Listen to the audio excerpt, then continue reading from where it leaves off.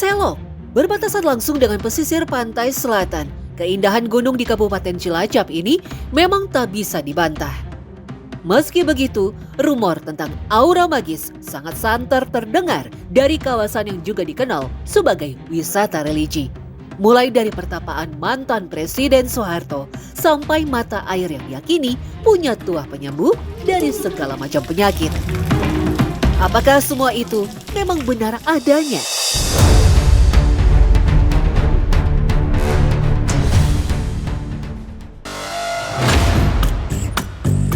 Terletak di Kecamatan Adipala, Cilacap, Jawa Tengah, Gunung Selok yang hanya setinggi 300 meter di atas laut ini memang lebih cocok jika disebut sebagai bukit. Terbagi menjadi dua ekosistem, yakni sungai sekaligus rawa dan perbukitan. Gunung Selok menjadi salah satu taman wisata alam andalan Kabupaten Cilacap, terutama dari sisi wisata religi. Salah satu yang paling sering dikunjungi oleh peziarah tentu Gua Rahayu. Bagaimana tidak, Gua Rahayu disebut-sebut sebagai salah satu lokasi pertapaan Soeharto sebelum dan selama menjabat presiden selama 32 tahun. Rumor itu dibenarkan oleh Santi, sang juru kunci yang mengaku melihat kedatangan Soeharto secara langsung ke Gua Rahayu. Kan baru aku tahu, kalau dia kan cuma saya lihat aja gitu, jadi nggak tahu isinya apa. Soeharto datang ke sini minta apa, aku nggak tahu gitu.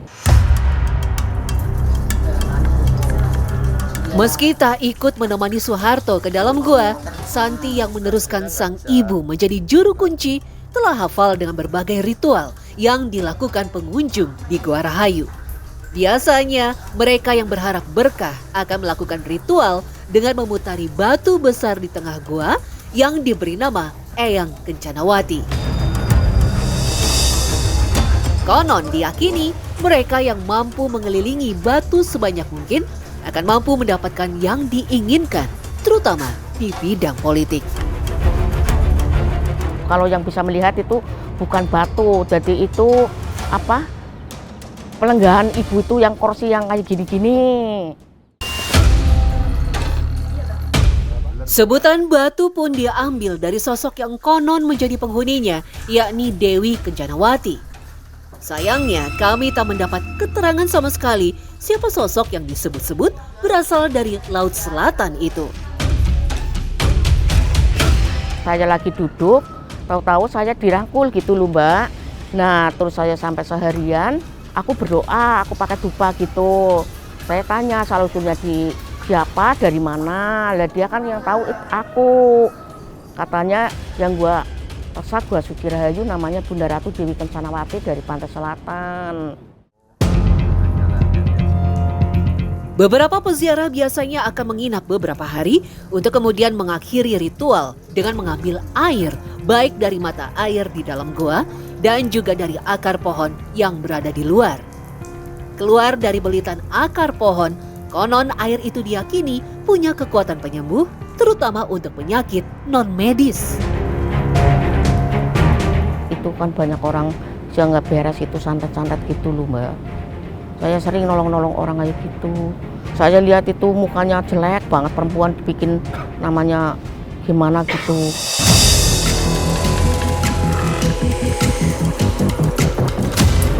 Penasaran dengan khasiat air Gua Rahayu, kami pun membawa sebagian untuk diperiksa kadar yang terkandung di dalamnya. Dari pemeriksaan fisik awal, air Gua Rahayu disebut-sebut sama dengan air alami lainnya. Saya lihat tidak berbau, kemudian juga tidak berasa, kemudian tingkat kekeruhannya juga rendah karena ternyata tidak ada larutan yang terlihat berputar-putar gitu ya. Hanya saja untuk mengkonsumsi air dari Gua Rahayu, tetaplah harus melalui proses perebusan untuk memastikan mikrobakteri mati. Sementara untuk khasiatnya sendiri, Diana menyebut bahwa kemungkinan besar hal itu timbul dari kekuatan sugesti. Air itu mengandung mineral. Nah, mineral itu kan bisa nantinya akan meresap ke kulit ya, dan membuat rasa segar gitu. Nah, dari rasa segar itulah yang memicu saya akan merasa lebih percaya diri karena jadi lebih kulitnya lebih sehat. Tak jauh dari Gua Rahayu, Gunung Selok juga dikenal dengan pertapaan Cemara Putih Jambe 5 yang berada di puncak. Lokasi ini juga kerap dikaitkan dengan Soeharto, bahkan diyakini dialah yang merenovasi bangunan pertapaan. Pasalnya, di sini pula Soeharto konon mendapatkan bunga Wijaya Kusuma yang dipercaya mampu mengangkat derajat seseorang. Bahkan, dalam kisah pewayangan, bunga Wijaya Kusuma mampu menghidupkan kembali orang yang mati sampai menjadi syarat bagi seorang raja yang akan naik tahta. Kalau bunga Wijaya Kusuma sini nggak ada. Yang ada di Nusa Kambangan. Itu kalau bunga itu dari sini itu bunga untuk mandi di rumah supaya harumnya kemana-mana gitu. Penamaan Jambe 5 sendiri berasal dari keberadaan pohon jambe atau pohon pinang yang jumlahnya 5 yang kemudian dikaitkan dengan hari pasaran Jawa, yaitu Kliwon, Legi, Pahing, Pon, dan Wage. Jika kita masuk ke dalamnya, sebuah lukisan besar yang dikenal sebagai Nyai Roro Kidul terpampang di dinding. Itu Ibu Ratu gitu. Kalau Ibu Ratu itu pernah kesini di dalam situ, cuma nengok doang gitu loh. Konon Jambe 5 pertama kali ditemukan oleh Eyang Maradiwangsa yang kemudian bertapa di sini hingga moksa. Tapi lagi-lagi kami tak menemukan informasi yang kuat tentang siapa Eyang Maradiwangsa. Dulu kalau Pak Harto ke sini itu tiap bulan Surat itu terus sembahyang di sini, istirahat jam 7. Tak hanya Jambe 5 semata, Soeharto dan keluarga diyakini sering menghabiskan waktu di pertapaan Jambe Pitu tak jauh dari lokasi pertama. Sayangnya, Jambe Pitu tidak boleh dimasuki sembarangan orang kecuali keluarga atau kerabat dekat Soeharto. Pak Harto sebelum jadi presiden itu tapannya sini, di bawah kayu ini yang bolong. Di sini orang 3, Putin, Romediat, Pak Harto. Lah pulang dari sini kan terus dipanggil jadi presiden. Sampai saat ini, pertapaan Jambe 5 masih sering dikunjungi oleh peziarah. Bahkan Jambe 5 pernah dirumorkan sebagai tempat melakukan perjanjian goib dengan makhluk halus.